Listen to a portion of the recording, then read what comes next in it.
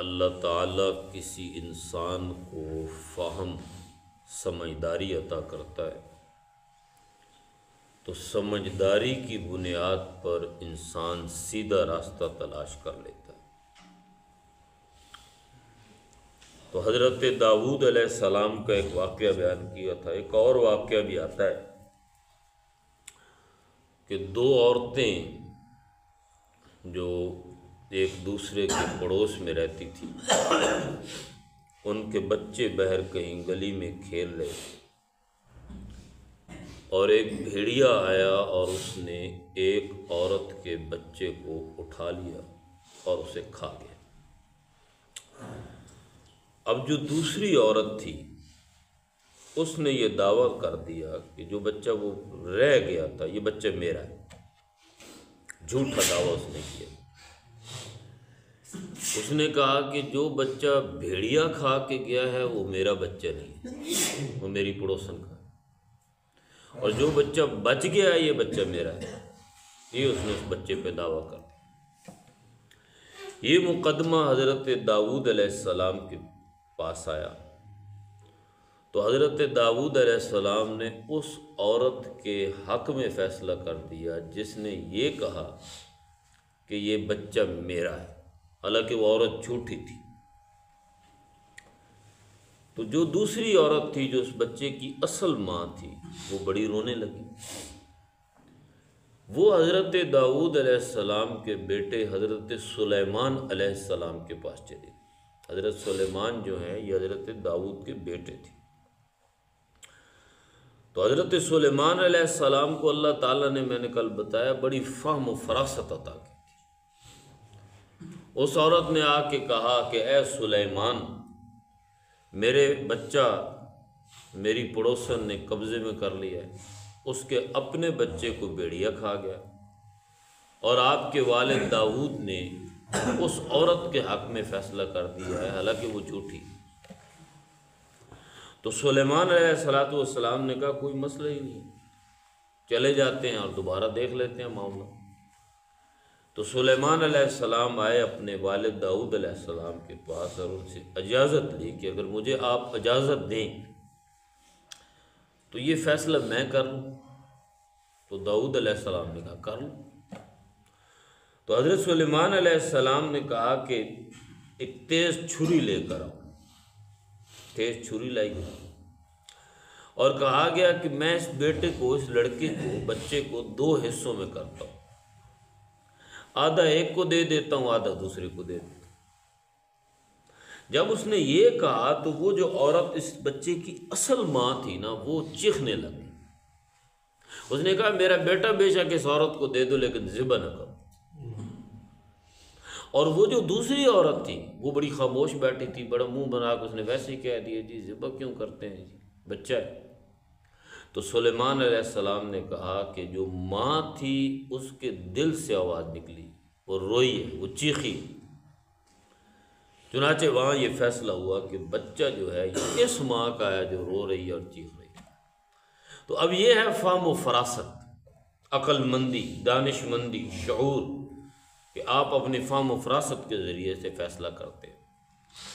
اسی طریقے سے اللہ تعالیٰ جب کسی کو راستہ دکھاتا ہے تو بیان و ارشاد کے ذریعے راستہ دکھانا ہے۔ بیان و ارشاد کا مطلب ہے کہ انبیاء کے ذریعے سے یا کتابوں کے ذریعے سے، کہ اگر آپ سیدھا راستہ دیکھنا چاہتے ہیں تو پھر آپ یہ دیکھیں کہ انبیاء کرام آپ کو کون سا راستہ دکھا رہے ہیں، جو جتنے بھی اللہ کے نبی ہیں، یہ اللہ کی کتاب آپ کو کون سا راستہ دکھا رہی ہے۔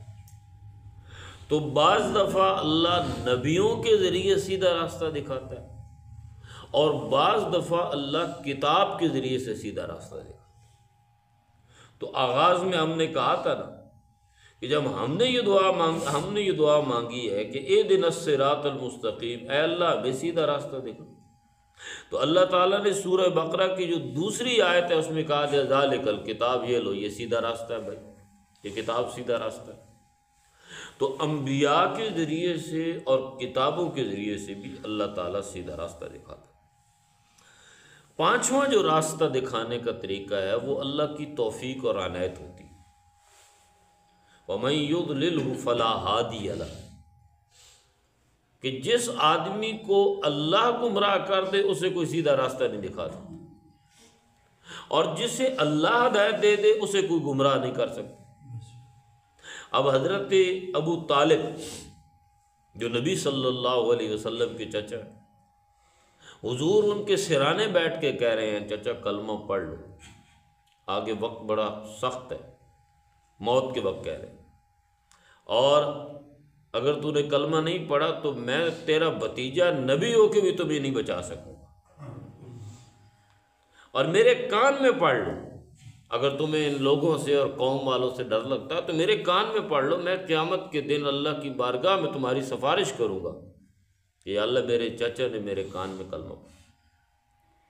لیکن چچا نے کیا کہا کہ لوگ کیا کہیں گے کہ ابو طالب آخری وقت میں ڈر گیا تھا اور ڈر کی وجہ سے کلمہ پڑھا، تو کلمہ نہیں پڑھا۔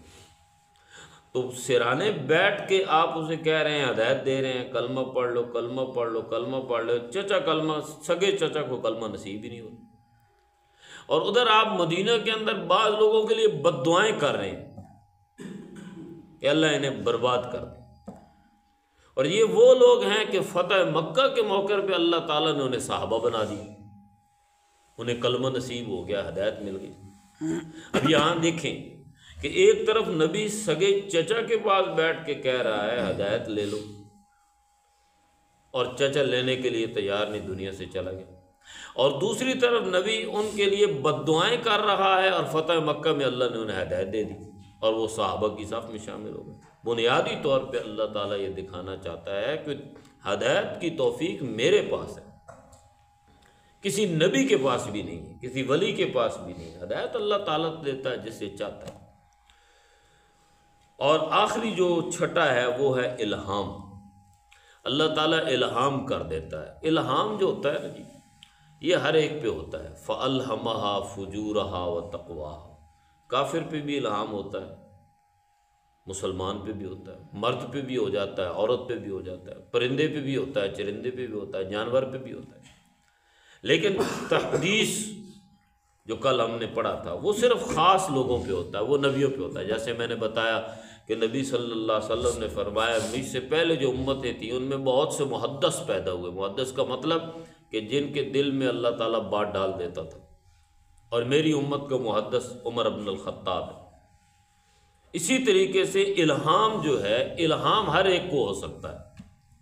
میں یہاں بیٹھا ہوں، مجھے بیٹھے بیٹھے کوئی الہام ہو سکتا ہے، میں ایسی بات کرتا ہوں، آپ کہتے ہیں جی اتنی قیمتی بات آپ نے کی ہے جی، اور ایک ان پڑھ آدمی، جاہل آدمی وہ آ کے بیٹھ جاتا ہے اور وہ کوئی ایسی بات کر جاتا ہے، یار بندہ تو جاہل ہے اور گل بڑی کام دی، یہ بات تو نے کہاں سے کر لی ہے تو ان پڑھ جاہل، نہ سکول کا کبھی منہ دیکھا ہے، نہ مدرسے میں پڑھا ہے، اور چرسی قسم کا ہے، لیکن بات تو بڑی، چرسی لوگ بھی بڑی قیمتی بات کبھی کبھی کر جاتے ہیں۔ بڑے بڑے شاعر گزرے ہیں جو لاہور کی سڑکوں پہ بیٹھ کے چرس پیتے تھے اور بھنگ پیتے تھے، لیکن ان کی شاعری بڑی کمال کی تھی۔ تو اس کو کہتے ہیں الہام۔ یہ جو میراثی ہوتے ہیں، یہ گلوکار، فنکار کتنی قیمتی باتیں بعض دفعہ کر جاتے ہیں، موسیقی ایسی پڑھتے ہیں، ایسے الفاظ کرتے ہیں، تو ان سے جب پوچھا جاتا ہے جی یہ کہاں سے، وہ کہتے ہیں بس یہ اوپر سے آ رہا ہے۔ اب اوپر سے مطلب یہ نہیں ہے کہ ان پہ وہی آ رہی ہے، الہام ہوتا ہے۔ تو الہام اللہ تعالیٰ کسی کو بھی کر سکتا ہے۔ تو صراط مستقیم کا ایک راستہ الہام بھی، اللہ تعالیٰ قرآن کو سمجھے